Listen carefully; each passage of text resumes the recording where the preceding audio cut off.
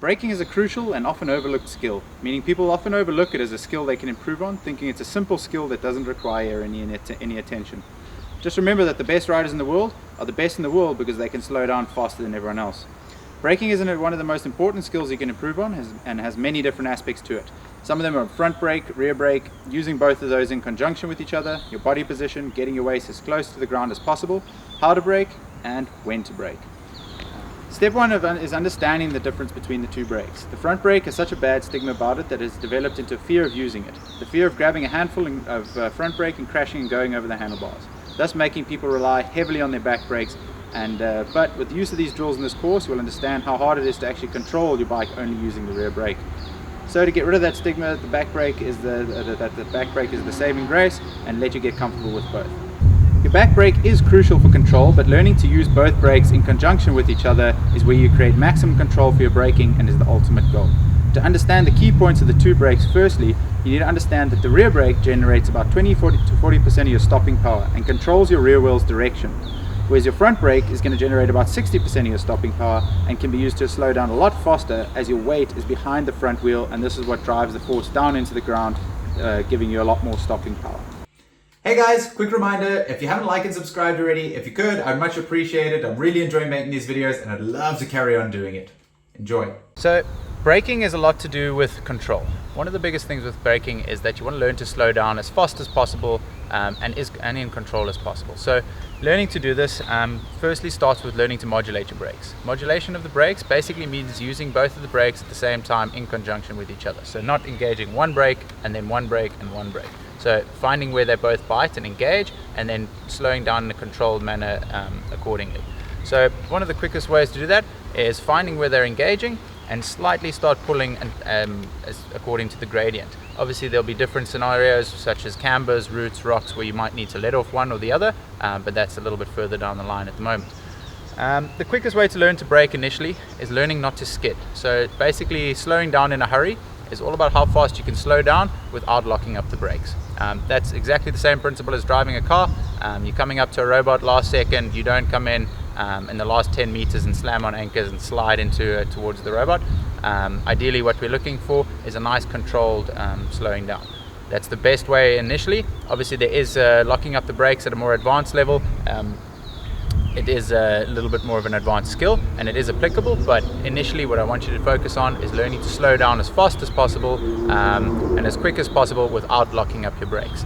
This is obviously learning to do that in different scenarios, and we'll take you through that accordingly. So first couple drills, what we'll do is learning to use your front brake only, your back brake only, and the importance of using the two. When you're pulling only your back brake, that's going to guide the direction of only your back brake, so your back wheel will often become heavy and follow the camber of the ground. So if you brake using a back brake heavily on an off camber, your brake's going to start sliding according to that camber.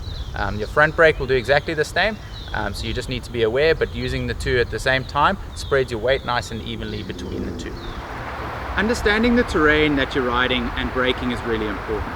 What your front brake, back brake, and using them in conjunction with each other, what's happening there is really important. Understanding how to use each one correctly is the name of the game. When you're riding along a lot of cambers, using your back brake only, your back brake is going to follow the camber. So grabbing a whole bunch of back brake is going to force your wheel onto the camber, into the rut, and the same thing applies to the front brake. A lot of aggressive front braking is basically going to force your front wheel down and force it into whatever rut and follow the gradient of the ground that you're riding on. So learning to use your brakes together and combining them and learning how to modulate is the name of the game. A great drill for this is learning and starting by doing riding a local piece of trail, a little bank, but riding and braking only with your back brake, then braking only with your front brake, and then combining the two and noticing the difference. Don't do this on something that's really steep, just riding down a bit of a Jeep track, a little piece of single track, just to get used to it so you understand what's happening, is the importance of this drill. And just keep an eye, notice how my wheels are going to follow the camber when I'm braking. And again, this will only happen if I'm grabbing very aggressively. So as in the braking, I don't want to be on, off braking. Ideally, what I'd like to do is just be modulating, keeping consistent braking, and noticing how that affects your braking from there. So one of the big steps with learning to brake is obviously covering your brake. So in order to modulate your brakes, you need to have your brakes, your fingers over the brakes. What this allows you to do is, again, doesn't waste your time getting your hands from the handlebar over the brakes. especially when you might need it the most. So just having your fingers over the brakes, covering them, as we discussed earlier, is ideal. What this also allows you to do is then control and create a nice smooth braking cycle. So ideally what we're looking for on the trail is, if you picture a roller coaster, it's nice and consistent sort of momentum the whole way around. We're not looking for acceleration, deceleration, acceleration, deceleration. So we're not looking for on, off braking. We're looking for nice, slow, consistent braking. That's ideally what we're after, and that shows a lot more control than somebody. Generally, if you're grabbing a lot of on-off brakes, it means you might be panicking a little bit more. So again, practice slowing down in a hurry. Don't necessarily do it at a race, but go practice this at home. Try slow down as fast as possible without having your brakes on, off. Rather engage them and try slow down as fast as you can and in control as you can. The next thing that we're looking at is weight distribution. So where your weight is at on the bike. The big thing with braking, again, like I say, because your main center of mass, your torso, is behind your front wheel, a lot of your stopping power is behind your front wheel, so it's being pushed down into the ground in front of you. So ideally what you want to do, the higher your weight is, the harder it is going to be to slow down. So the first point of call, anytime you're riding any sort of technical terrain, and anytime you're braking, what you want to do is you just want to get your weight down first. You don't want to necessarily throw your weight off the back, because that takes your weight away from behind the front wheel and throws it over your back wheel. So rather getting your weight down and distributing your weight as much as possible between your front wheel and back wheel gives you a nice even weight distribution and allows for the maximum control of your braking. So just bear that in mind. Anytime you're doing any sort of heavy braking, just getting your weight down and distributing that weight between your front and your back wheel is what we're looking for. So your weight distribution on your bike is very important, especially while braking. Where your body is while braking is going to determine how you feel and the effects of your braking. So a lot of the time, if I'm over the front and I'm carrying a lot of weight in my arms, I'm going to feel that it's going to put a lot of strain in my arms, and it's going to be a little bit uncomfortable, making my front wheel extra heavy. Ideally what I want to do is I just want to keep my body and my torso in the middle of the bike, and I want to shift my weight downwards. Shifting my weight downwards gives me a nice even spread between the wheels and distributes my weight as nicely as possible, and still keeps my weight behind the front wheel.